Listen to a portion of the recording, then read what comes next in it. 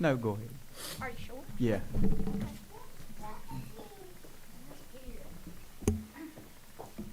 All right, Mr. Britt, Mr. Frank, and fellow board members and community, thank you so much.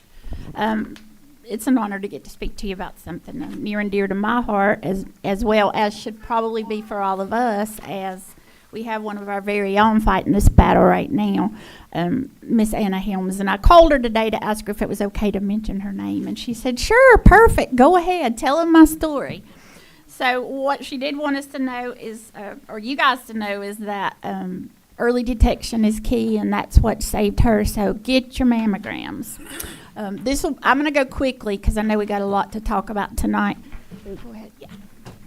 So cancer, these are estimates for women from 225. New invasive cases, 316,950. New non-invasive was 59,080. Deaths per year for women is 42,170. So a lifetime risk of 1 in 8. So that, I mean, if you look just around the room, that's a number of us who are at risk for developing breast cancer. Median age of diagnosis is 62 years, although we know it happens with the really young as well. And death rates had declined about 44% up until 2022, and then they're on the rise again at present. And men, you're in this talk as well, but I think when most people think about breast cancer, they think about women, but men can and do get breast cancer, although the incidents are much lower. Around 2,800 men in the United States in 2025, with 510 deaths per year, and that's a lifetime risk of 1 in 726. And again, it counts for less than 1% of the breast cancer diagnosis in males. However, when males do get breast cancer, it's usually the more lethal form of cancer. Global statistics, 2.3 million new diagnoses each year worldwide, with a global death rate of 670,000 per year. And then it's the most common cancer in women across 157 different countries. And then male breast cancer, 0.5 to 1% of global cases. Risk factors. So these are the ones we're born with, the ones we really can't change, of course, being female, age, and genetics for a particular gene. The ones we can modify: obesity, alcohol use, inactivity, hormone therapy, and then reproductive history. For men, the risk is high again for those more lethal mutations, hormonal imbalances, or radiation exposure over time. So prevention, we encourage screening, as Ms. Helms said. That means monthly screening, and that's breast self-exam, and then for men, chest self-exam. Especially if you're over the age of 40. And then kind of the way I tell, even talking to teenagers and getting them used to doing this monthly early on, is if you do this every month and you know what normal breast tissue feels like, the first month that you do it and you feel something different, you're going to know it needs to be checked immediately. So symptoms would be changes in the breast shape, skin texture, or discharge. And of course, if you feel a lump. Men should report unusual breast cancer changes, of course, promptly, but it's even more significant for men that it's detected early. And then what we can do is support access to screening and research funding. And the key takeaway is check your pumpkins for lumpkins, going along with the October Breast Cancer Awareness Month. We have, I put together these little bags so the women and the men, if you've got a sweetheart, a significant other, a wife, an aunt, a sister, anybody, pick one of these out on the way home and take it to them tonight. Thank you.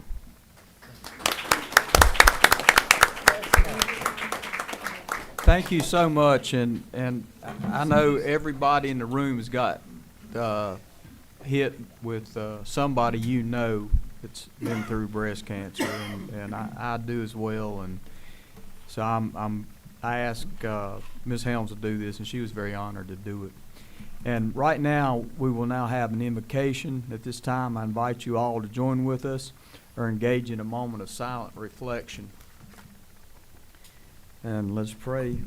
Lord, we come before you in humbleness to ask your blessings on this meeting. We ask that you give us discernment as well as guidance on the decisions we're about to make for our students, teachers, and complete staff of the McDowell County School System. Let all our discussions and decisions be the best for our top priority, our children. Help us to be a positive influence and provide a safe environment for them. Lead, guide, and direct, and we ask in thy name, amen. Mr. Baker, at this time, I want you to introduce the NJROTC color guard.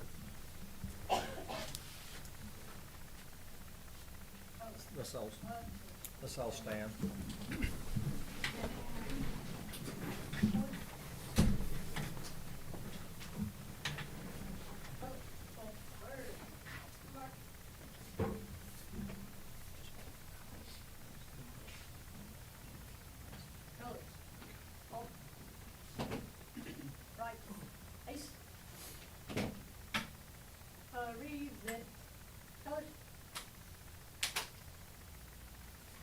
Attention.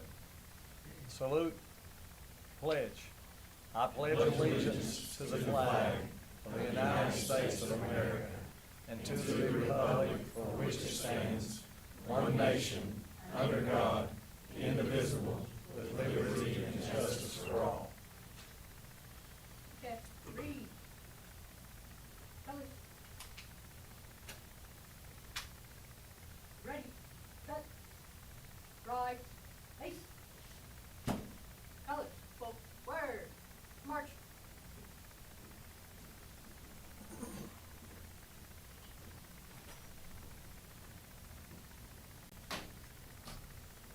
You may be seated.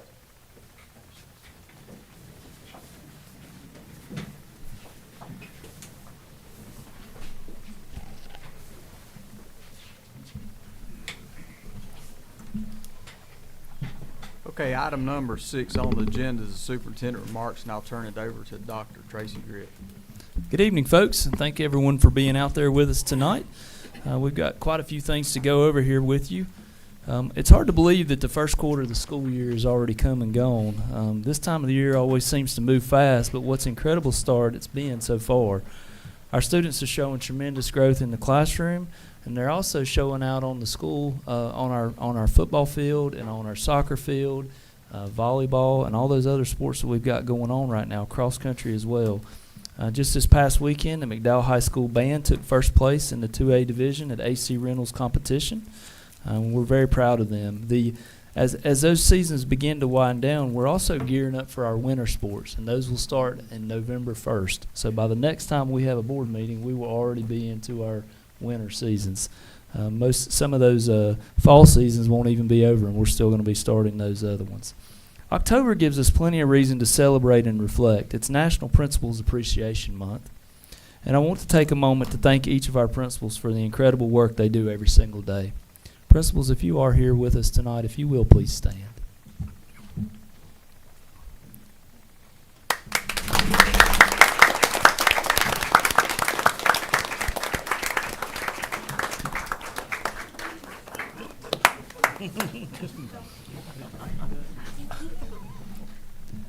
They set the tone in their schools. They support their staff. They pour their hearts into students. This is what they do every day in their schools. But today we also have a special announcement. Today's special for us because we named our 2025-2026 Principal of the Year. Miss Erin Rayfield, if you will, please stand.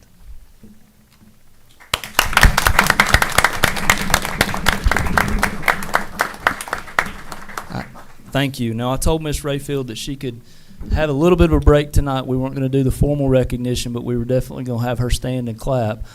She will be representing us in the regional competition, and I know she's going to do a great job. Board, we will bring her back to formally recognize her. We wanted to give her a little bit of chance to know about that before she showed up to a board meeting. We're also honored to have Dr. Womble with us. Dr. Womble is the Executive Director of NCAT with us tonight. He's here to present a state-level award, a very deserving CTE teacher from McDowell High School, a recognition that truly makes us proud. I'd also like to take a minute to recognize our Board of Education, who we will honor tonight with the Silver Bell Award. We also have a nomination resolution for our McDowell County Commissioners. Their partnership, leadership, and support makes the many successes possible. Tonight's agenda is also very full with several exciting updates. Ms. Rampy will present the first quarter budget resolution and share a look at the grants awarded by McDowell County Schools over the past 2 years. These grants reflection the hard work happening across every department. Mr. Marsh will update us on the new school project and the recent grant submission. He'll also share the details about our latest safety grant award, which will make a real difference in keeping our schools secure. And finally, Ms. Crystal Hamby will share our school performance report, highlighting both areas of growth and where we need to continue to focus our work. One thing I'm especially proud to share is the progress we're making in our graduation rate. We are on track this year to have the highest rate in our district's history in the 2025-2026 school year. We'll be talking a little bit about that tonight, and board will be setting the table for us with our board work session for what's coming up in October. It's an exciting time for McDowell County Schools. We have so much to be proud of and even more to look forward to. Thank you all for the continued support you give to our students, our staff, and our schools. Together we're building something truly special here in McDowell County. Thank you. If you could continue on. Yes, sir.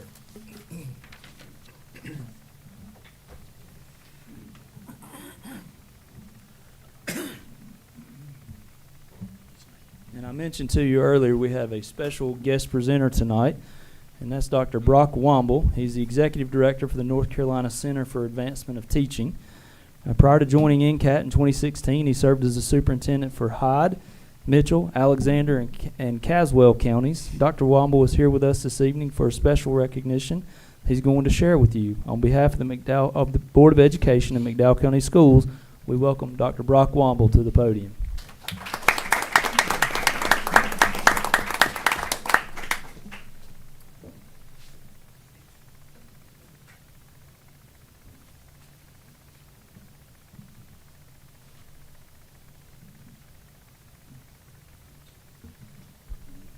Good evening, Board of Education and Dr. Gritt. Thank you for the opportunity to be here. Would Stacy Shaw please come forward this time, along with Tommy Ledford, the principal of the school, and Ms. Karen Barnes, and the CTE director. Y'all can stand right there.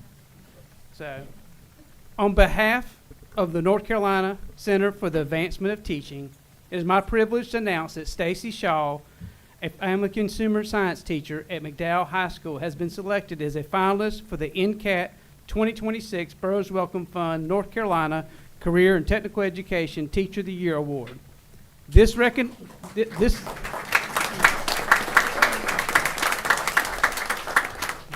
recognition highlights Ms. Shaw's exceptional contribution to CTE instruction and her remarkable impact on students and the community here in McDowell County. I'd like to recognize Tracy Widman, principal of McDowell High School, Mary Finley, McDowell County School CTE Director, for their support of Ms. Shaw. I'd also like to thank the Development Foundation of NCAT Incorporated Board of Director Tommy Ledford and Karen Bowles from the North Carolina Department of Public Instruction Office of CTE for being here to honor Ms. Shaw. The Career and Technical Education Teacher of the Year Award was established to celebrate the innovation, leadership, and dedication of CTE teachers across North Carolina. This award honors teachers who exemplify the highest standards of excellence in preparing students for both college and career pathways and supporting workforce development. Ms. Shaw will be attending a week of professional development with her fellow finalists in December, where interviews and a portfolio review will be conducted by an expert panel of judges from across the state to determine the next CTE Teacher of the Year. On December 4th, NCAT will celebrate all finalists and announce the winner at a recognition event at the Corey Convention Center in Greensboro, North Carolina. At NCAT, we are committed to advancing teaching as an art and a profession, and we are thrilled to celebrate Ms. Shaw as a shining example of this mission. Please join me in congratulating Stacy Shaw on this outstanding achievement. We are pleased to provide you with this certificate recognizing you as an NCAT 2026 Burroughs Wellcome Fund North Carolina Career and Technical Education Teacher of the Year finalist. Thank you very much.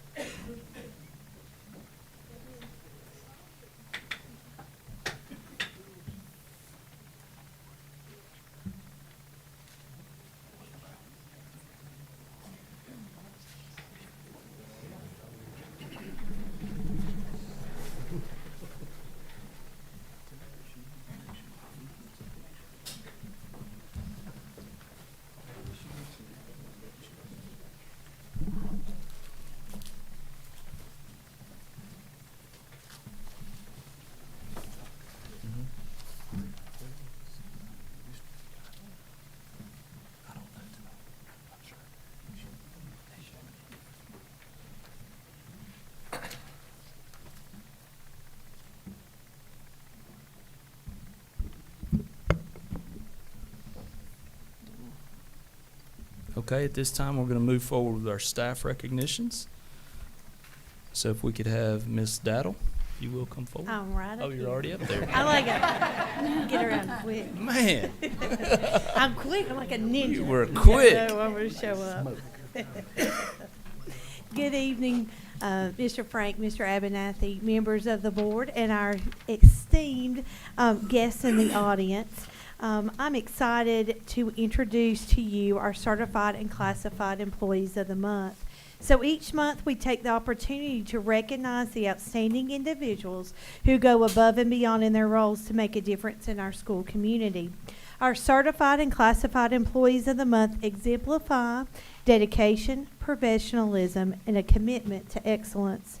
These honorees consistently demonstrate our core values, showing leadership, teamwork, and a genuine passion for supporting students, staff, and the overall mission of our district.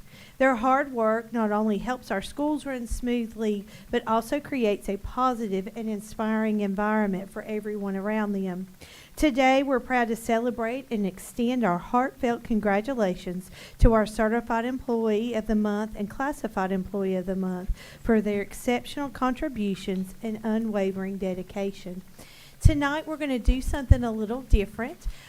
In the past, I have read and spoken about these employees, but we felt like that it would be a great opportunity for those who nominated these folks to be able to speak about them. I personally have been able to work with both of these individuals and have been blessed to work alongside them, shoulder to shoulder, doing great things for kids each and every day. So first up for our Certified Employee of the Month is Ms. Sharon Airwood, and I'd like to ask Dr. Weiss to step up here and speak a few words about her. So come on up, Ms. Sharon.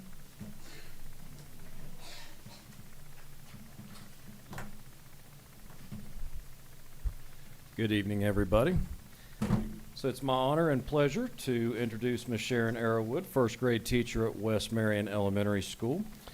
Ms. Arrowwood started working initially as an instructional assistant at our school, and thereafter swiftly pursued her teaching license and degree at Appalachian State, and also getting her master's degree, thankfully.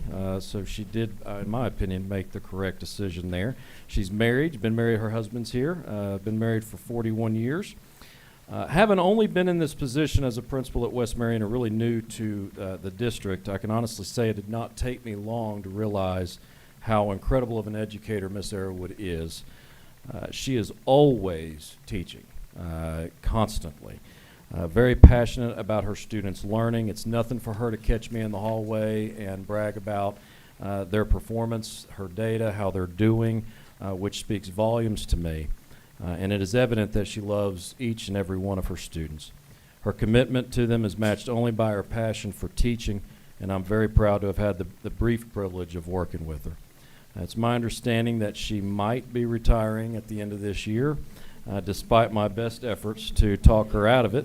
But Ms. Arrow would know this, even if whether you decide to or not, I can replace the position, I can hire a teacher anytime. I'll never be able to replace you. You'll always be a West Marion Panther, and thank you for your continued dedication to our students, school, and community, and congratulations on this well-deserved recognition.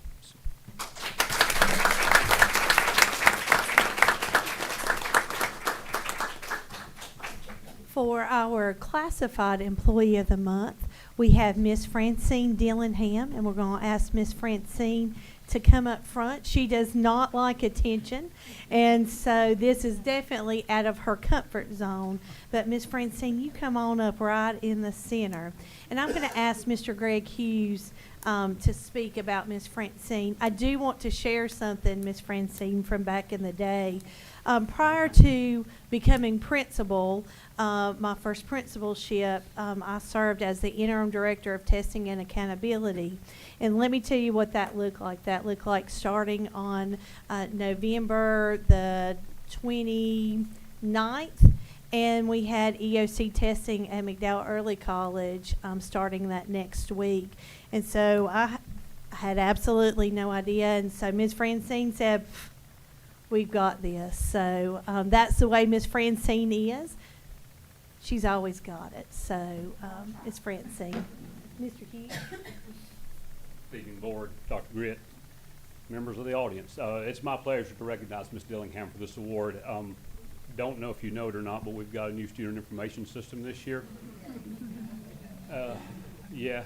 And we actually, when I first met Francine, it was with the old SIM system, and I was still teaching at East Middle, and she was filling in for Joyce Poole, and I was doing some internship stuff there with SIMS and met her there. And then when we flipped to NCYs, got to work with her on that one. And when we flipped to Power School, I got to work with her on that one. And when we flipped to Infinite Campus, I got to work with her on this one. And this one, on my end of things, just seeing things on my side of the world, was a lot more complex than the previous couple have been. I can tell you without a doubt, hundreds and hundreds and hundreds, probably approaching thousands of hours extra that she has put in since about this time of last year, working her full-time job and then working at night on weekends, Saturdays and Sundays, trying to learn Infinite Campus so that it could come out with our data managers, repeated sessions with them, trying to make sure that our data was correct, and just a ton of front-end work to make things successful for us this year. It is my privilege to recognize the person right beside of me, Ms. Francine Dillingham.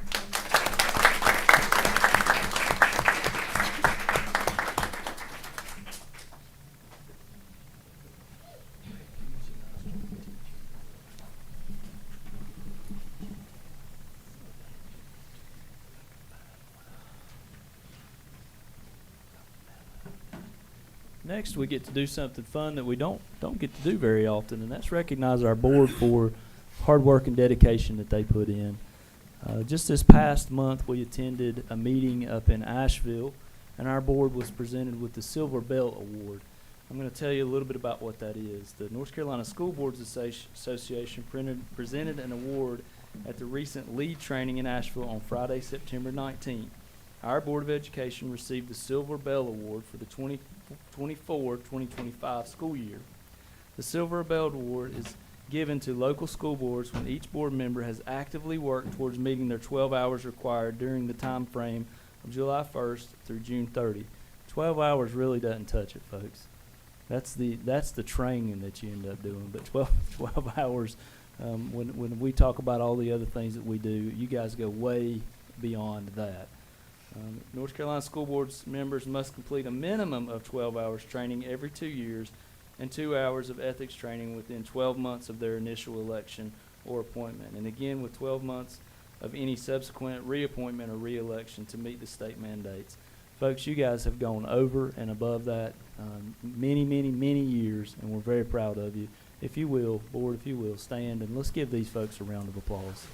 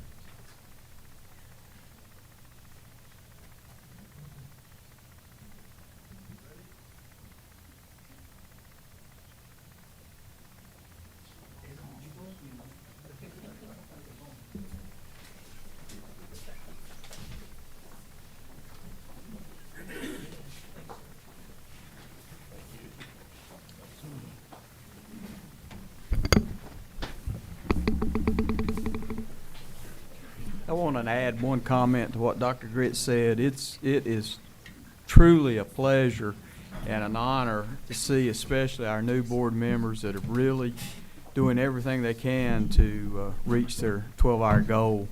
And some of them are just about there. Well, one of them already is, Derek McGinnis, for the year. But we're shooting hard for the gold bell next year. I hope we get it. At this time, item number 9 on the agenda. Ms. Smith, is there any request to address the board? Okay. And item number 10, we are so honored to have our Teacher of the Year, Mrs. Amber Loing, to give a presentation. And Mrs. Loing, the floor is yours, and we are very honored that you're our Teacher of the Year. Great. Guess what? I didn't find it. It's all good. It's 12. Okay, so good evening. Fair warning, I won't be the only one holding back tears tonight. It's already starting.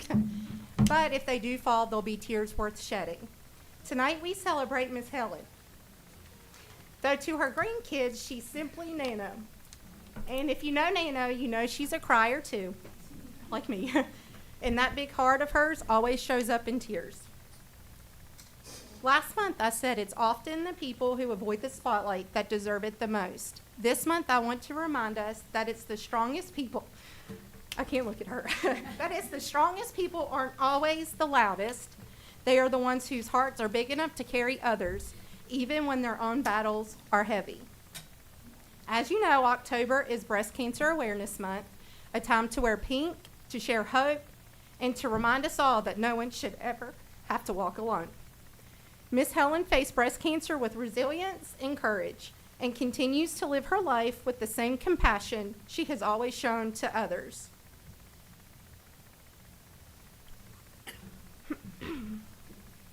Miss Helen, you are known for your kind heart, your generosity in the way you quietly change lives simply by caring.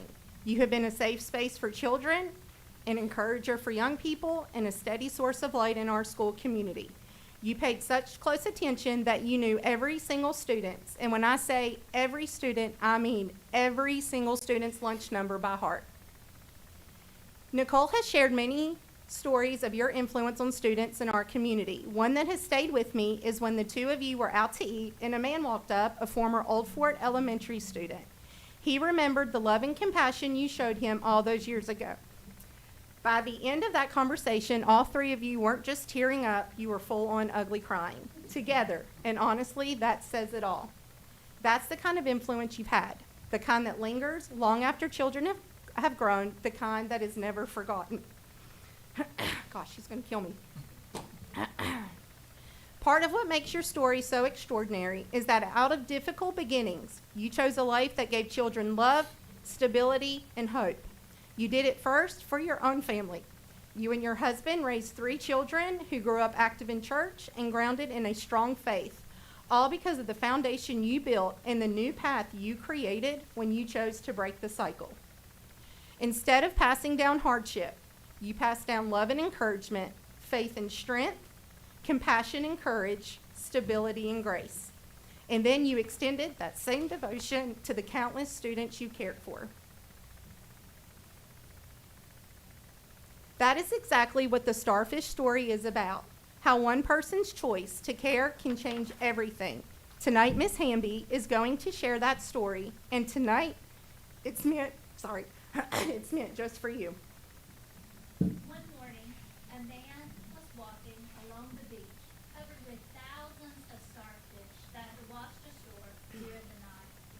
Up ahead, someone was gently bending down, picking them up one by one, and tossing each starfish back into the ocean.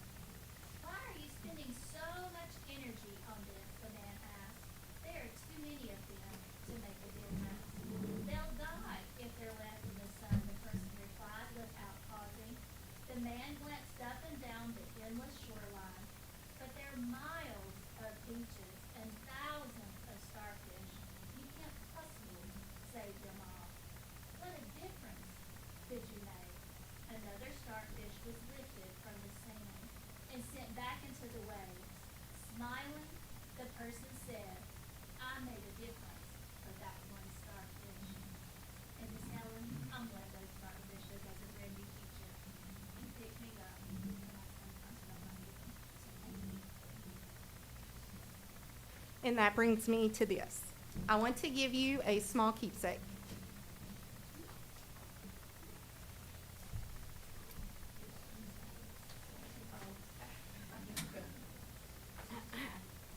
A starfish keychain. It represents all the times you made a difference for that one. And while each moment may have felt small for the child on the other side, it meant everything. The truth is, it hasn't just been one, it's been countless. And each of those differences added up to a legacy of love that still carries forward today. To show just how true that is, I'd like to share a message from someone who still carries your love and kindness with them. This is going to get me. In elementary school, Miss Helen was always a warm and welcoming presence. I would go through the lunch line, and she would put my lunch number in before I even got to her because she had it memorized. Once I didn't have my reduced lunch paperwork in place, but she said, "I'll take care of it," and made sure I had lunch that day. I got bullied a lot in elementary school, and one day I came through looking sad. As I was leaving the line, she put her arm around me and squeezed me to her side and told me I better not be paying attention to any of those kids. She would always say, "You're my girl." I felt so special because someone like her loved me, and it made all the difference to my little kid mind. When I was in college, I worked 3 jobs at once, and I used to come home and work at McDonald's on the weekends. She would come through the line and see me at the back window, always staying to talk for a second and asking how I was doing. She paid for her food and then handed me $20 or $40. When I wouldn't take it, she told me, "This money is for you, and I'm not moving until you take it." She's a stubborn one, I'll tell you. She didn't know it then, but that money fed me the following week and put gas in my car to get me back to school. The fact that she even cared enough to want to help me like that meant the world to me. When my dad passed away 8 years ago, she came to his visitation and gave me a big hug. Even with not getting to see her that often, I feel her love all the time and always have. I'm so happy you're giving her a well-deserved spotlight. Tabby P., Old Fort Elementary, 2000 to 2006. Miss Helen, your impact has been immeasurable. The difference made in schools is never limited to the 4 walls of a classroom. It happens in every space, in the hallways, on buses, in the front office, in the cafeteria, and more. For so many children, the lunch line was not just where they received food, but where they felt seen, cared for, and loved. You made sure no child went without, and you made a difference for that one again and again. The food may have been gone in minutes, but your steady presence and devotion have lasted a lifetime. Long after the lunch numbers fade, what remains is the encouragement you gave and the way you cared for every single one of those little hearts. You inspire us to remember what is good and true about public education, that it's the people inside our schools who quietly shape lives in ways that last forever. My hope is that I can be, for my own children, the kind of mother you have been for yours, and make the kind of difference you've made for the children of our county. Then I will have followed the path you've laid before all of us. I know I've honored the example you've set, and I'll have carried forward the love you've shown. Nana, tonight we honor you with grateful hearts. It's a privilege to celebrate you. Thank you.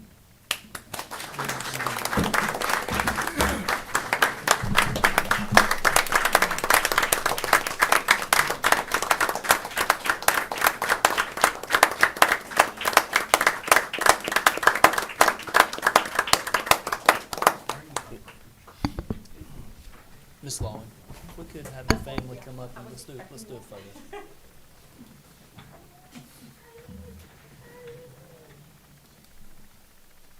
Can her family Yeah, please, that's the family. Everybody. Yes.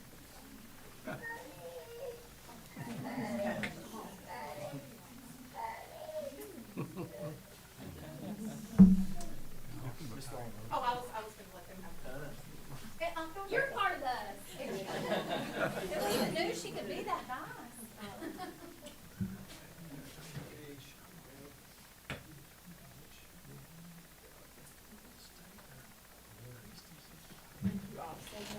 Thank you.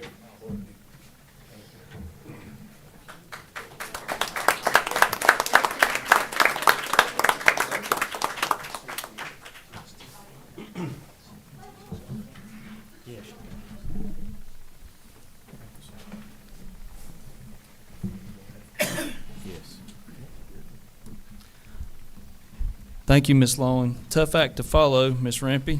Let's talk about some business now.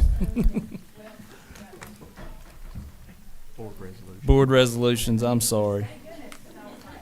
Well, let me back up a minute. Mr. Frank, we're going to have a tough act to follow here. All joking aside, folks, Miss Long, if I may, Mr. Frank, take just a point of privilege here. That's incredible. I appreciate what you're doing as a teacher of the year, recognizing our folks in our community and the folks that have meant so much to you. It's hard to have a dry eye after a story like that. We greatly appreciate it, and we see you, and if the regional folks don't see you, it's a shame. That's okay. That's okay. They don't have to. I think they will. Okay, under new business, the board resolution for the nomination of the McDowell County Board of County Commissioners for the 2025 North Carolina School Boards Association County Commissioners of the Year Award. And I'm going to read this, and this is a resolution of the McDowell County Board of Education, nomination of the McDowell County Board of Commissioners, North Carolina School Boards Association 2025 County Commissioners of the Year Award. Whereas the McDowell County Board of Education recognizes the vital role of the McDowell County Board of Commissioners in ensuring the success of our public schools, and whereas the McDowell County Board of Commissioners has demonstrated consistent and unwavering support for the students, educators, and families of McDowell County through its leadership, partnership, and commitment to public education, and whereas the Commissioners have provided essential resources and funding that sustain high-quality educational programs, safe learning environments, and opportunities that prepare all students for future success, and whereas the Commissioners' collaboration with the McDowell County Board of Education reflects a shared vision of academic excellence and innovation, and now, therefore, be it resolved that the McDowell County Board of Education does hereby proudly nominate the McDowell County Board of Commissioners for the North Carolina School Boards Association's 2025 County Commissioners of the Year Award in recognition of their outstanding contributions and dedication to public education, and be it further resolved that a copy of this resolution be presented to the McDowell County Board of Commissioners as a token of gratitude and appreciation for their service to the students and citizens of McDowell County, adopted this 13th day of October 2025 by the McDowell County Board of Education. And Dr. Britt, you probably have something to say, but I am really happy for what McDowell County Board of Commissioners did for us this year in giving us the 6% additional money for our budget. And I'm going to tell you, our finance department and their finance department sit down together, and they came up with it. They found the money, and hey, they didn't have to let us come into their closed closet, and we didn't have to disclose ours either. But that's the collaboration that we have between the two, and I hope, for goodness sake, they get the award because they surely deserve it. Thank you, Mr. Frank. I think it goes without saying when you talk about resources and what the county is doing for us, it's been incredible. And just to tell the story a little bit, we went to them this year with roughly a $976,000 decrease in low wealth funding that was scheduled to come to us. And I'm looking at our principals in the room. You guys remember that. We had that conversation, and we were looking at each other going, well, there's only one way that you can fix that, and that's one, we can ask the county for more money or we can make cuts. And the county stepped up and took care of us, and we're forever grateful for that. So for 2 years running, 3% 1 year, and then 6% the following year, for a total of 9% in 2 years. Folks, that's unheard of. If you pick up your paper and you're looking at what's going on in other counties, they can't even sit at the same table. So the fact that we can sit, have conversations with our county commissioners, the board, put our finance directors together, be able to have collaborative conversations is incredible. And I wish that I could take credit and say that that's something that had to do with me, but folks, it didn't. That's something that McDowell County has been doing for many, many, many years. and it's something as a county we need to be very cognitive of and be very protective of those relationships, because when push comes to shove, that's how we take care of our school system, and that's how we take care of the community, and we're very fortunate here to have that. Thank you very much, sir. And of course, with that being said, we need action on this request, and I'll entertain a motion to accept the resolution. I'll make the motion and want to thank Chairman Frank and Superintendent Grit for taking the initiative on this. It's deserved. I hope they receive it, and I am confident they'll be highly proud of being nominated if they don't, but hopefully they'll receive it. I really thank you two for leading on this and taking the initiative. So I make that motion.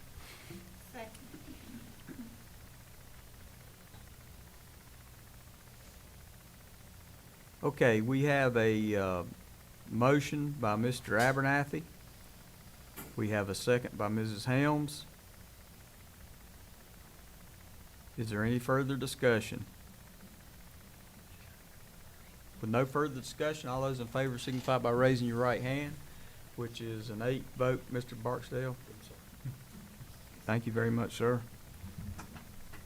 And as we go to the next subject, it's the board delegates. We need 4 delegates to the North Carolina School Boards Association Conference and an alternate. And right now I want to ask if there's anybody that will volunteer to be a delegate at the conference. I'll volunteer. Okay. I thought the new guy. The new guys. Yeah. Okay. Greg volunteered. Mr. Barksdale. Okay.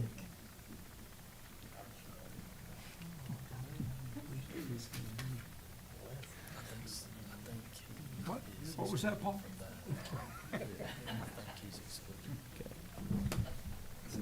Derek won't be going. So he's gonna take care of that. Okay, is that Chuck Abernathy?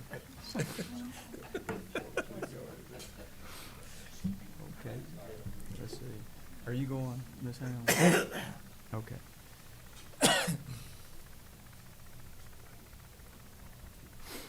And I'll be the alternate. Okay. Yeah, he might be. Okay, our slate will be Mrs. Helms, Mr. Abernathy, Mr. Shuford, Mr. Barksdale, and I'll be the alternate. And I need a motion to accept those nominees for that. I'll make a motion. Okay. I'll second. Okay.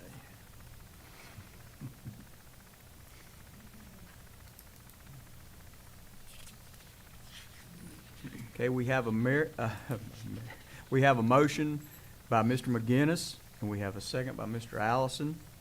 Is there any further discussion on the representatives for the North Carolina School Boards Association Conference? No discussion. All those in favor signify by raising your right hand, which is an 8 count. And thank you so much. And Mr. McGinnis was planning to go, but he's got invited to a better deal with an NJROTC program, and so he spent all week, last week in Asheville, getting his 12 hours. All right, Mr. Frank, this time we'll really let Miss Rampy go. I got a little carried away after presentation by our teacher of the year. She did such a good job, I just decided to skip down the agenda. So thank you, Miss Rampy, just like always, for keeping me straight and getting us back on track. Well, this is much easier to follow. I just didn't Absolutely, follow that. absolutely. Yeah. All right. The Finance Committee met on September 29th, and we went over the details for the 25-26 budget. When we first started, we want to go over what we have for capital. The first thing we wanted to highlight was some of the larger projects that we've done through our capital funding in the last couple of years. You can see the new consolidated school is that first $2 million that you approved for the purchase of the land and any of those incidental costs until we see if we get the grant and any construction actually start.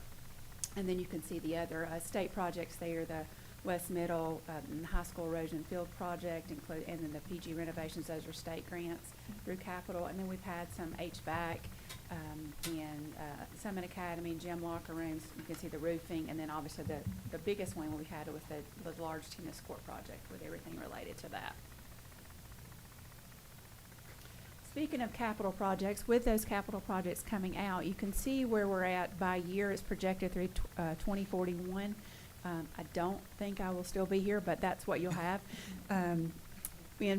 For instance, for this year, you can see we have projected revenue coming in, our debt payments, both for the high school, ninth grade academy, the Old Fort debt.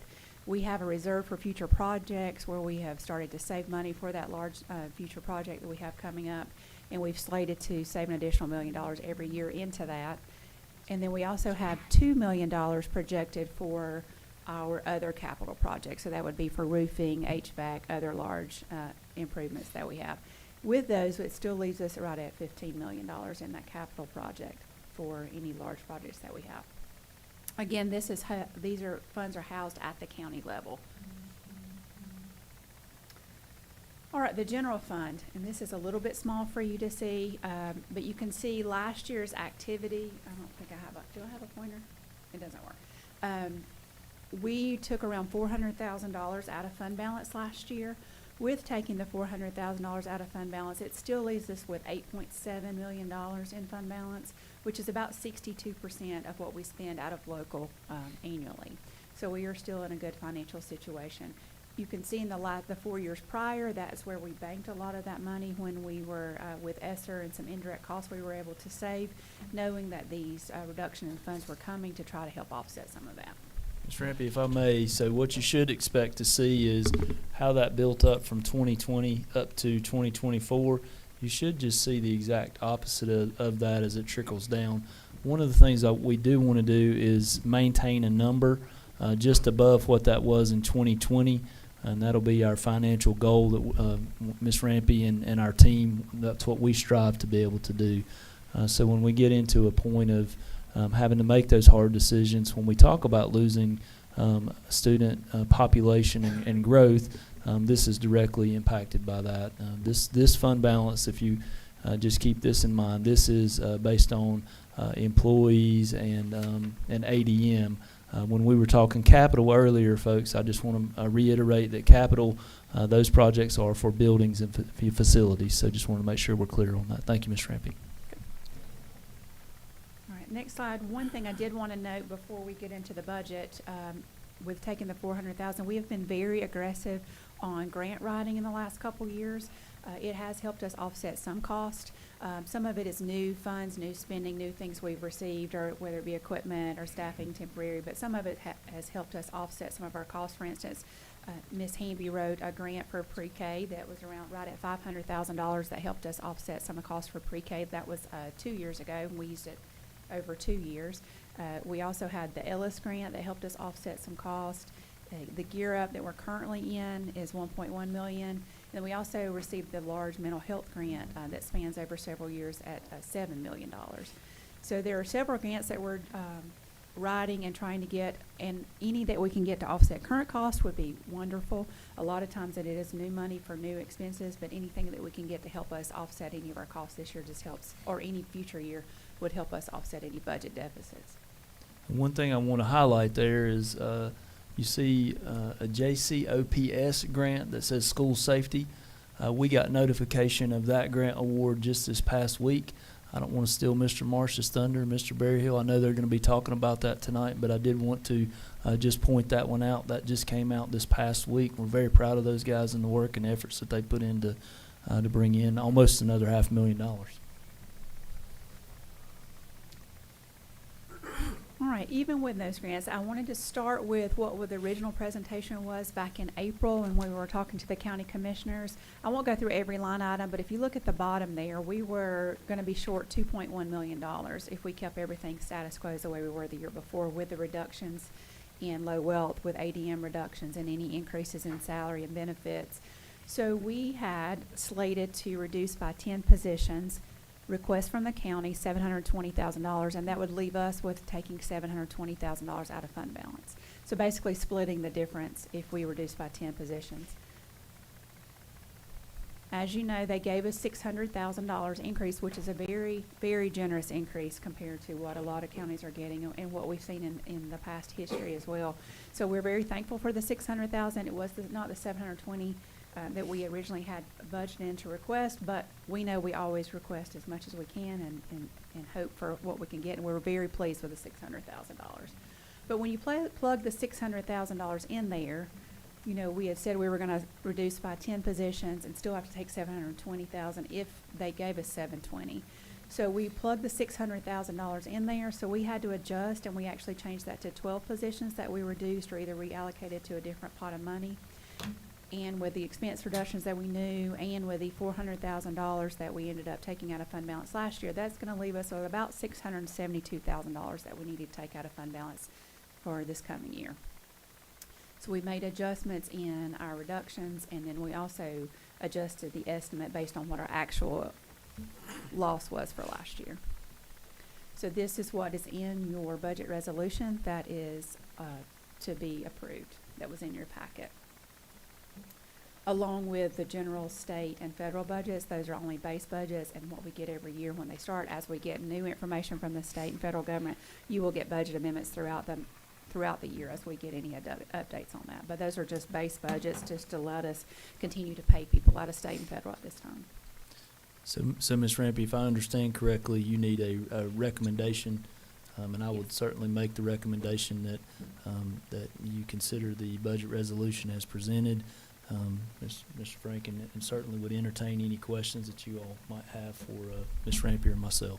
Does anybody have anything for Dr. Britt or Ms. Rampey, our finance officer?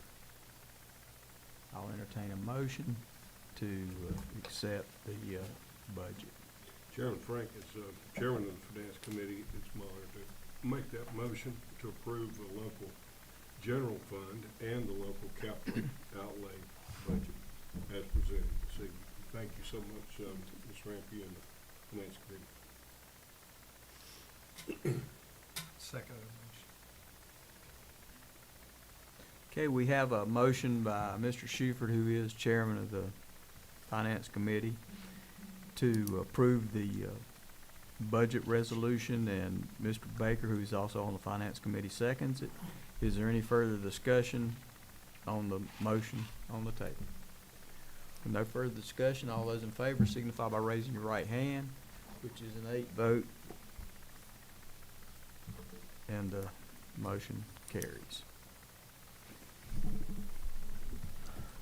Thank you, Mr. Frank. Thank you, members of the board.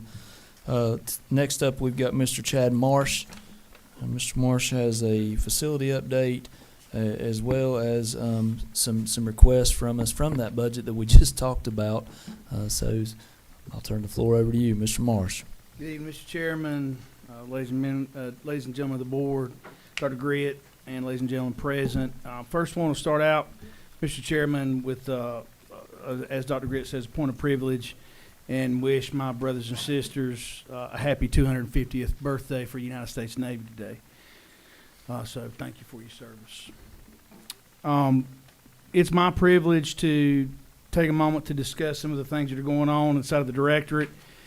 Garrett, you can bring up the one picture. Mr. Thomas and his staff have been performing inspections and repairs, and I'm happy to report we are in receipt of 9 now this year, 9 yellow new school buses and 1 activity buses, as you can see there. So this is the new activity bus that the board purchased. As a reminder to those present in the board, DPI pays for our yellow buses, Department of Public Instruction, but the board purchases our buses here, and this is the newest one. And so the way it works is just like with our yellow buses.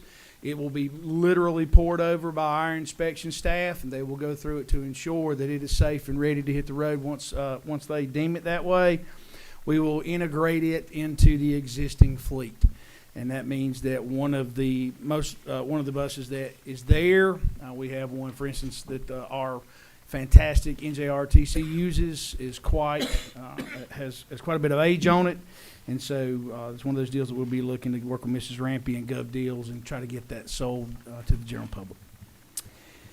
The technology, Mr. Garrett and his staff have been focusing, as you heard a little bit about tonight, with recognition of Ms. Dillingham, their efforts on software changes, supporting those conversions to Infinite Campus, and working with contractors and vendors to install new software throughout the district and along the hardware. Our child nutrition staff, Mr. Haynes and his staff, have been working hard. He has got requests out right now for our Thanksgiving meal, and they're preparing for the feast that will be happening at all of our schools. From a safety standpoint, all of your Knox boxes have been installed. All of those now contain a set of master keys.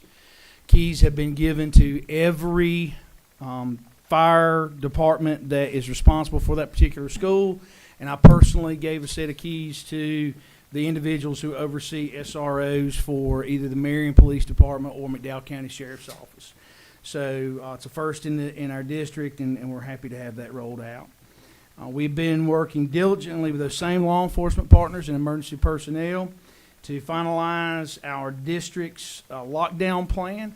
Again, the district has had lockdown plans in the past, but what's different about this is it's a consolidated plan. And this gives one plan for the entire district, and it means that an SRO who is from the police department or an SRO who's a deputy with the sheriff's office all work with the principal at that particular school to make sure that it's safe and consistent. That plan will be rolled out this week with our principals for direct implementation. We, as Dr. Gritt mentioned earlier, we were very just thrilled this week to learn from the Department of Justice that our recent application for the fiscal year 25 School Violence Prevention Program, or SVPP grant, was successful, and McDowell County Schools has been awarded $476,250. These funds will be used to purchase hardware and other critical safety upgrades for all of our facilities. One of the things that I took pleasure in doing when I got here was challenging all the different directors that I just spoke about. And this is a direct reflection of that challenge and Mr. Garrett Berryhill's exhaustive efforts. Garrett, how many had you written prior to this one grant? This was his first grant, ladies and gentlemen, and his successful. It's absolutely important, though, to mention that nothing as far as grants or anything else happens without the support of our CFO. And Mrs. Rampy, as always, is incredibly supportive there. So, Suzanne, we sincerely appreciate all your help in making all this happen. So thank you, ma'am. On the athletics side, the high school and middle school programs are often as in full swing. This week, as in tonight, our Northwestern 6A, 7A volleyball tournament is underway. McDowell High School will be participating tonight at 6 o'clock at St. Stephen's. And so if they win, Mrs. Widman will be hosting the next two events at her school. It begins tomorrow for the semifinals and Wednesday for the finals, and so we look forward to that. This Friday, our youth football will be recognized along with seniors at Titan Stadium for a contest against St. Stephen's. Kickoff is at 7:30, and so we look forward to seeing that. And as Dr. Gritt mentioned, our winter sports for all those involved in the North Carolina High School Athletic Association authorized to begin practice on Wednesday, October 29th, but most everybody waits until that Monday to kick things off. And so that's the exact same for our middle schools as well. In auxiliary services, Mr. Vaughn and his staff continue to address the many hundreds of work orders in the Sherpa desk and work at a feverish pace. Your capital project that you approved recently, all of the funds for this project have either been allocated or spent on specific projects. Since March, we have had 59 HVAC work orders that were open, and we have now closed 44 of those 59. What those folks are doing over at maintenance is eye-watering, and they're there night after day, after night, after weekend. They don't ask, they just show up. And I'm very, very proud of what they're doing. With that being said, Mr. Chairman, and after working with Mr. Barksdale, the chairman of our Building and Grounds Committee, as I mentioned earlier in the year, I'm going to come back and I'm going to ask for more money, and we're at that point. Tonight I'm going to request action from the board to support two capital projects.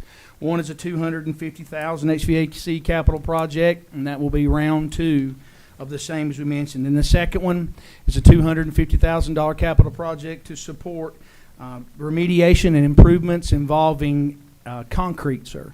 That'll include sidewalks, ramps, and the like. So whatever point you want, any kind of action on that, sir, I request board action on that. Okay, hold on one second before we ask for that motion. Mr. Baker, I know that student safety is, and of course Mr. McGinnis as well, is of utmost importance to you guys. And I guess you heard that they got that grant for almost $500,000. Do either of you have any questions, or I know Mr. Abernathy, it comes after your heart too. Does anybody have any questions of Mr. Marsh concerning what they're looking at with that money, or we know what it entails, but do either of you have any questions? I've understood, Mr. Marsh, that some of it will be used for cameras. That's right, correct? sir. And, can you explain some of that? I'll be happy to, sir. So, as most grants do, this one comes with specific criteria for which you can to use it. And so, when Mr. Berryhill and I, which was one of the very specific reasons I asked him to get involved with it, because we felt this gave us a great opportunity to continue the purchase, procurement, installation of cameras, which we have done. As I mentioned to the board once before, I think we're at 46, I think the number was, that we're at. And so we're going to continue. So what happens is when principals and SROs get together and identify needs throughout the school, when this round that's being installed right now is complete, then we can go back out, sir, and purchase those new cameras. We've also had requests for radios. We have identified, quote, end quote, dead spots in some of our schools, and so we intend on trying to address those. So a lot of this is technologically, important there. That's what we plan on doing. So very, very specific items there, sir. Thank you. Yes, sir. Does anybody else have any questions concerning that topic? That's phenomenal, getting that grant. Mr. Chair, I'd like to make a motion at this time. Yes, sir. For the capital project request for the concrete work, for ramps, sidewalks, in the amount of $250,000. Okay, we have a motion by Mr. Barksdale for the update capital needs-based grant, and the capital request, the action to be taken. Is there a second? I'll second. Okay. We have a motion by Mr. Barksdale. We have a second by Mr. Allison on the capital request. Is there any further discussion on this motion? With no further discussion, all those in favor signify by raising your right hand, which is an 8 vote and carries.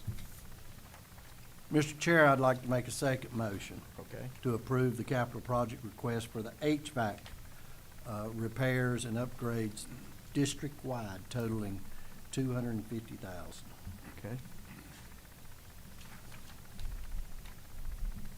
Do we have a second? I'll second. Okay. Okay, we have a second motion for a capital request on HVACs by Mr. Barksdale, a second by Mr. Allison. Is there any further discussion on the second request? All those in favor signify by raising your right hand, which is an 8 count. Vote that carries. Okay, thank you. I would just like to say, Mr. Morris, thank you and your staff for attacking this, especially the HVAC. And y'all have done a great job, and your staff is just, I believe, is phenomenal myself. Thank you, sir. It makes it a whole lot easier when we have the board that is as supportive as this one is, sir. So, I mean, that's just, I can talk about things that are broke all day long, but if I get pushed away, that it makes it difficult. So I just really appreciate the board's support. Thank you, Mr. Barksdale and other members of the board. Thank you. Sir, that leads me to updates on our grants. As was mentioned by Mrs. Rampy, Pleasant Gardens, the $1 million we received for Hurricane Helene remediation is 90% allocated. We're working with Mr. Wheeler to spend the rest of that, and that'll be, we have no time frame on that. There's no time limit on that, so it'll be just as we move along. West McDowell Middle School and the high school grants. Again, it was 2 parts, $3 million and $1 million for hurricane remediation. That's in the planning phase and still in progress. And we continue to work with building and grounds to ensure that the board has a voice on that. And that leads me to my final point tonight, Mr. Chairman, is to talk about our needs-based public school capital fund grant. I'm proud to announce to the board and to the public that you are now the proud owners of 32 acres at Ridge Road and Highway 70 East. Your attorneys have closed on that property, and so that does now belong to McDowell County Board of Education. So congratulations, and thank you for the foresight on that. What that allowed us to do was to be able to present a very robust application.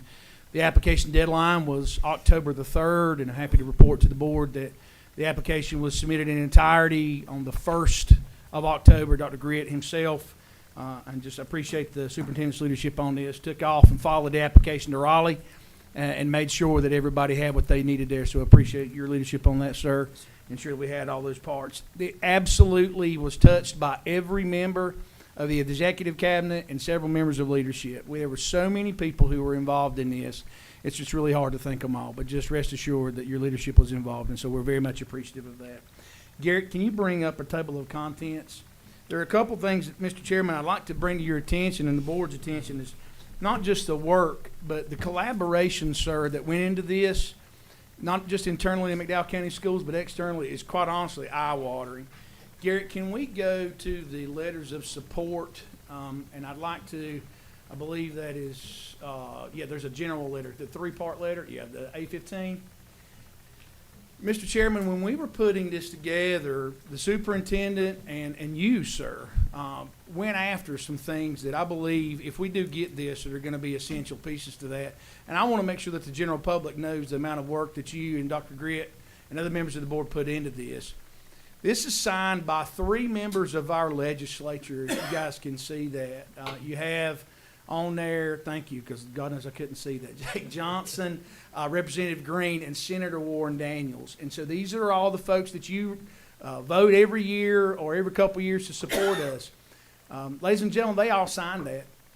And this went as part of our package down to Raleigh to be reviewed by the superintendent of the state and the rest of that team that's going to take a look at it. The amount of collaboration here is just incredible, and so I just wanted to make sure that everybody saw that tonight, how proud we are of this application, but the collaboration to me is what sticks out most. And then there's an interlocal agreement, Garrett. Do you see the interlocal agreement? Is it at the very bottom? Thank you, yep. Jack's all over it. Very bottom, yep. So the interlocal agreement here was absolutely critical to this as well. And then when Dr. Gritt went to the board and we went with our attorney and several members of the executive cabinet, you already voted for it tonight, but the county commissioners got behind this unanimously.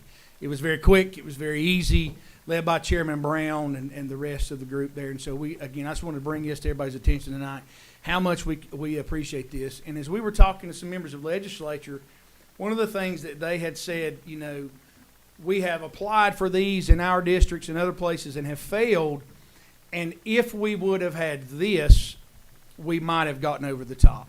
So just want to bring it to everybody's attention for the grace of God, but certainly for all of the work that was done and the collaboration here. If we get this, it'll all be huge keys to that. So I just wanted to make sure, Dr. Gritt, that I took time to bring it before the board, sir. Yes, sir, Mr. Morrison. I appreciate you doing that. And board, I know I shared this in the weekly, but I felt it was important to bring it up for our public just to show the amount of work that went into it. And it dates all the way back to the initial studies that this board did many years ago, and the ones that we done just as recently as last year.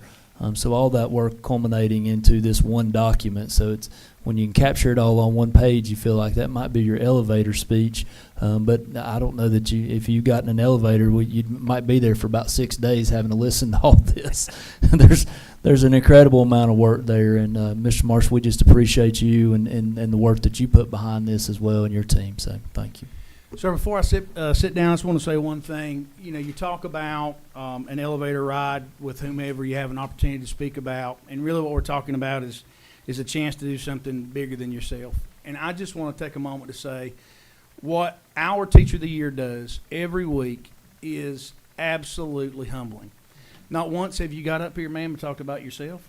Not once have you really talked about the recognition that was being very richly handed to you, but instead you've talked about everybody and anybody else that you felt was effective in changing the lives of the kids who are fortunate enough to be in your care and those other cares of the people here in this room.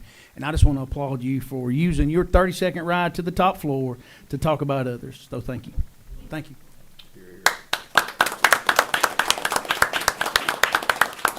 Can I ask the chair, is there a deadline when we will find out if we've been awarded? Yes, sir. So just as a reminder, there's two possibilities with this. The first possibility, we could find out as soon as November. They said roughly 30 days. It could be more, it could be less. But one of the things I also want to add is that there is additional lottery funds that are already earmarked to go into the budget. But now keep in mind, the budget hasn't passed. So when we get a second round of the budget, we should get a second round, from my understanding, of these grants that will come out. And it looks to be about the double of what the initial amount was. So it's getting close to where it was last year, if it doesn't surpass the amount that they gave out last year. So if we don't get it in the first round, you potentially could get it in the second round. Of course, we're doing all we can to try to push for the first round, but there's no guarantees. There's 120 plus applications that were submitted. 41 of them are Tier 1 counties, just like we are. I just would say with that, like Mr. Marsh pointed out, we've got a very compelling grant. I feel like we've got a very strong grant, and one that I hope that will be to the top, and I believe it. I believe it should be. Thank you. Can I ask a question? Sure. Real quick. And I think I've asked this before. Does the application have a mechanism to evaluate cost savings, if there are any? No, sir. The application itself doesn't have that mechanism within it. However, there were documents that we put in there that talked about the downsizing of and reduction of our footprint by as many as 3 facilities as a possibility. So it's definitely implied throughout there, but the application itself doesn't require that piece.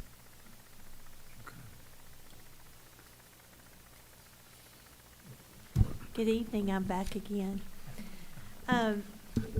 This evening will be our first read of our summer policy updates. In your board packet, it did include our Reader's Digest version, which it was listed with all of our policies, the number, the name, the requirements, and the explanation. So most of that, of course, is from general statute or state law, or many times even federal law. And so that was included in your packet, and I wanted just to see if there were any questions about any of our policies. Like I mentioned, most of these policies are required by state law, so it's simply us reviewing those policies, and then with our policy committee led by Ms. Helms, and now we bring those to you for our first read this evening. Ms. Helms, is there anything you'd like to add to that, or anything you'd like for us to know on the board? No, we're just waiting to get everything. Thank you. If I may, just want to say a special thank you to the policy committee. There's quite a bit of hours of work that go into reviewing those policies and making sure we've got them where they need to be, and we certainly appreciate that, and we see your work with that. So this will be our first read for tonight, and then hopefully our final read in the November board meeting, and then we are back at the grind of starting all over. We just received our fall updates, and so once we get those from our attorney, then we start this process over again. So we'll meet as a policy committee and then bring those policies to you for our first read. And as Dr. Grit said, we're very thankful for our committee that takes the time to review and read these policies. So thank you very much. Thank you. Next up, we've got Ms. Hamby. She'll be giving us an update on student accountability.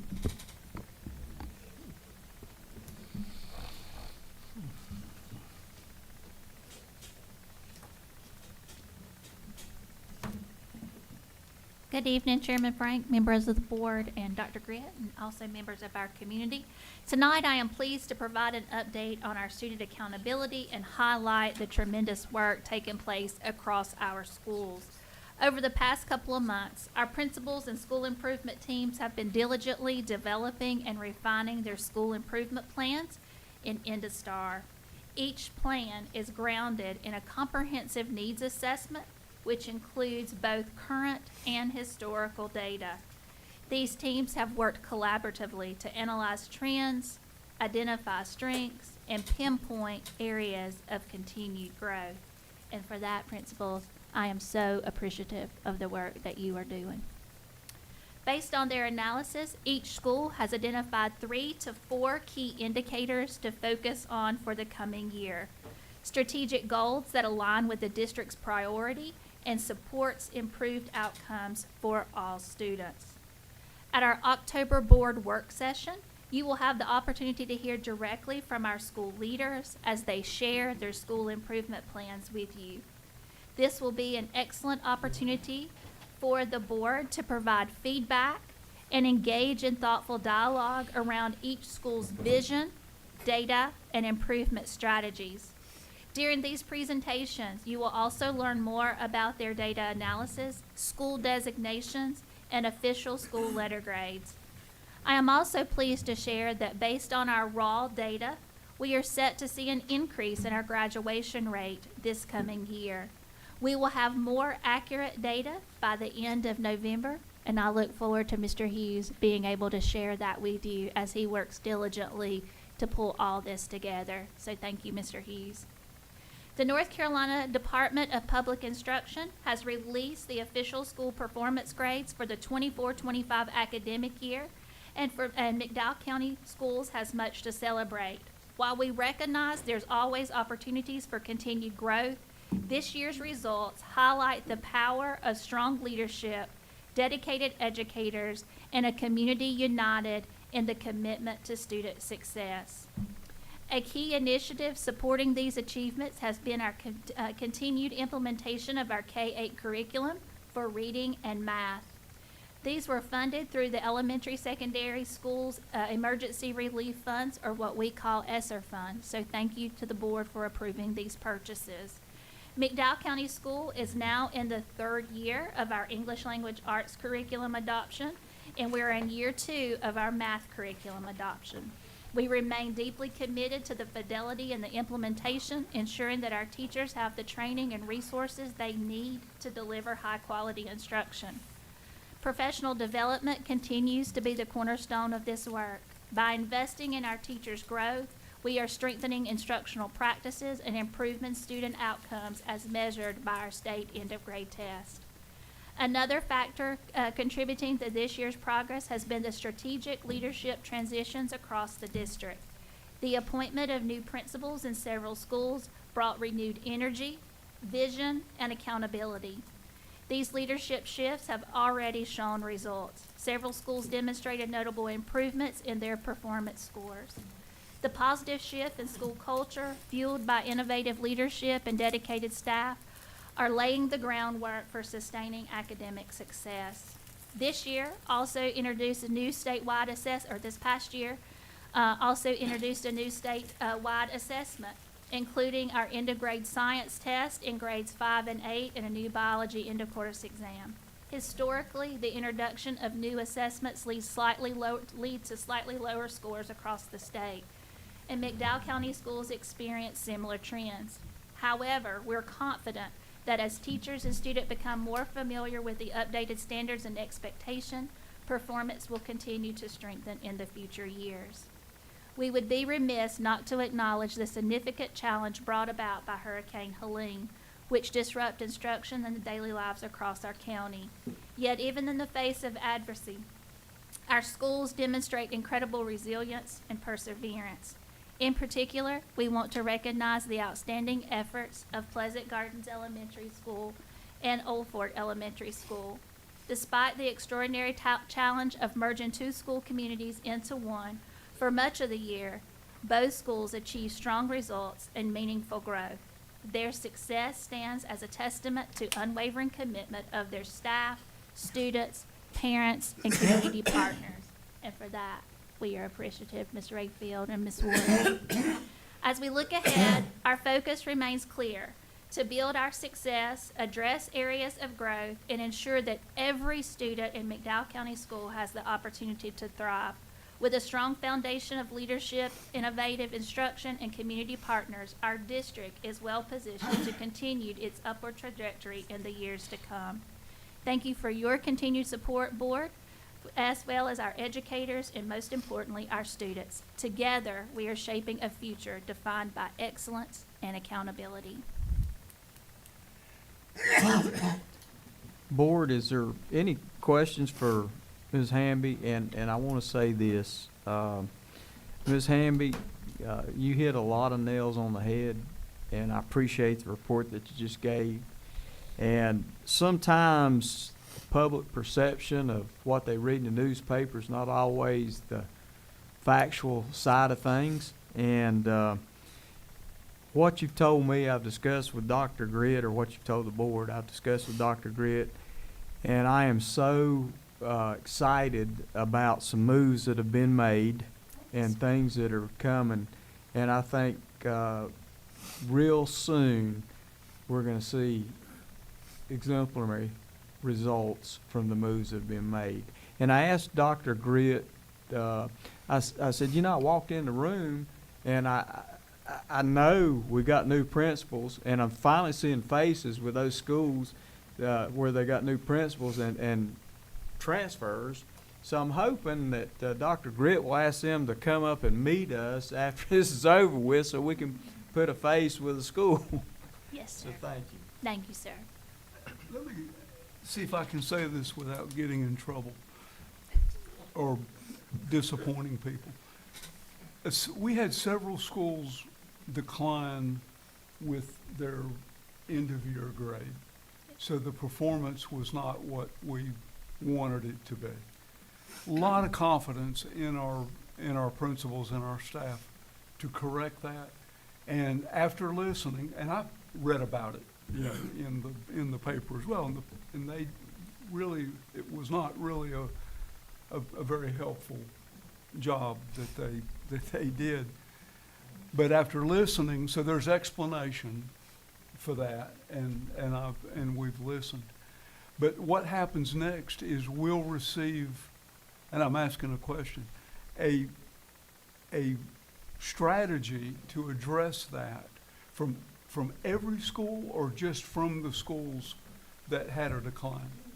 No, sir, you will hear from every school in our Every district at the October board work session. Okay. I really appreciate the work everyone's doing Thank you. on this. It's a very serious issue, so.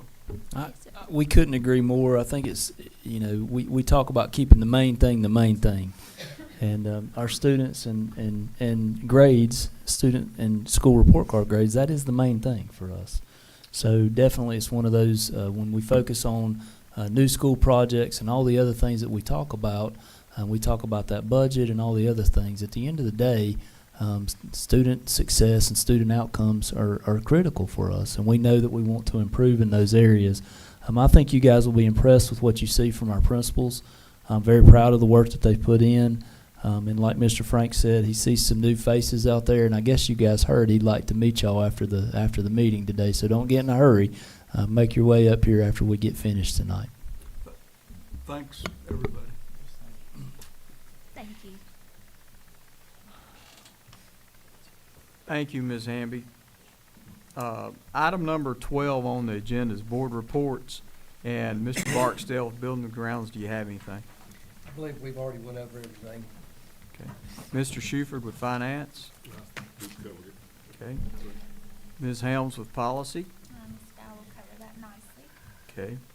What about Head Start, Mr. Shuford? I attended the policy committee meeting today, and as usual, they're doing a great job with our earliest learners. And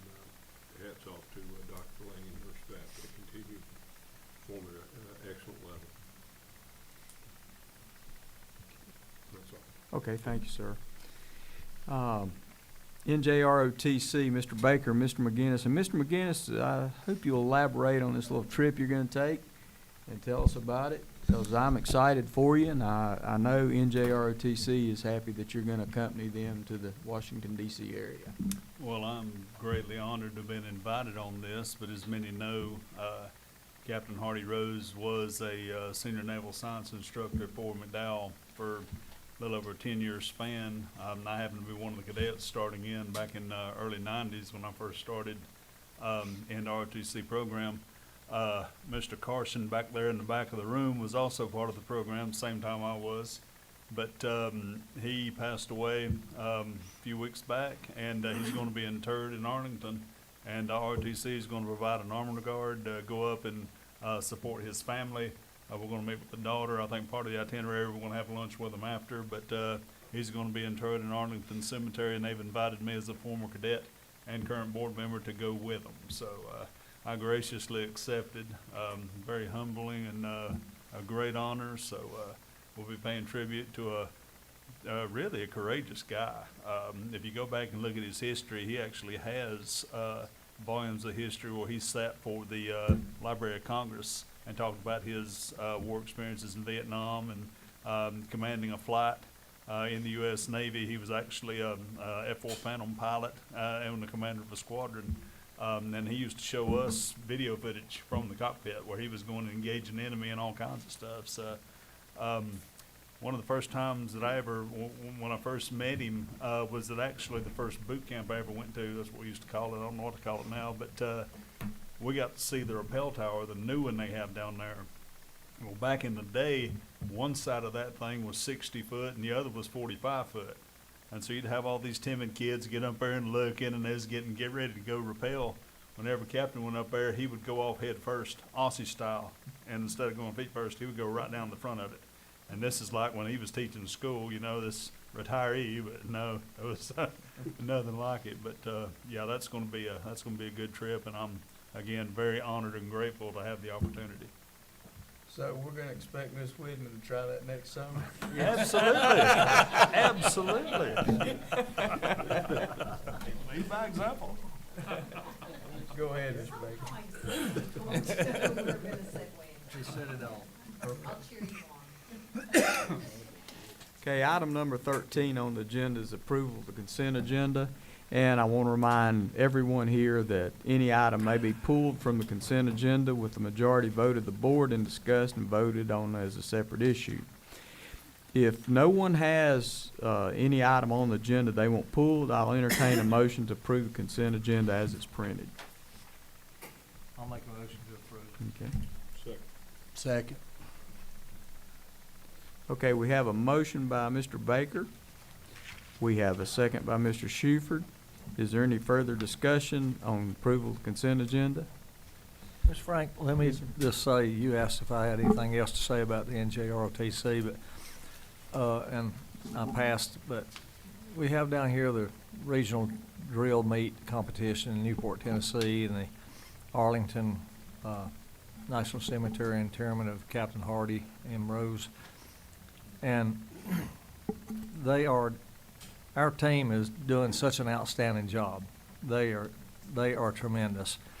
And whenever you see, and if you could tell the people in the community, anytime you see them in a fundraiser, car wash or anything, if you would go to it, if you would encourage them, if you would help encourage others to go and to help them, you know, they really work hard at this, and they raise a lot of their own funds. So let's support them in that. Yeah, Mr. Baker didn't tell us didn't tell everybody that the Navy's cut their funding as well, but we need to keep them up on top if at all possible, and I think with what they do, we should be able to do it. So real quick, we're sending some people up to Arlington. Yes, Yeah. sir. How, Eric's do you know going. how many? Yeah, they're going to use a van. I think there's 4 people in there. I appreciate you doing that. Okay. All right, with no further discussion, all those in favor of the approval of consent agenda signify by raising your right hand, which is an 8 vote. Okay, we don't need a continuation of the closed session, but we will take action on the closed session items. I'll entertain a motion to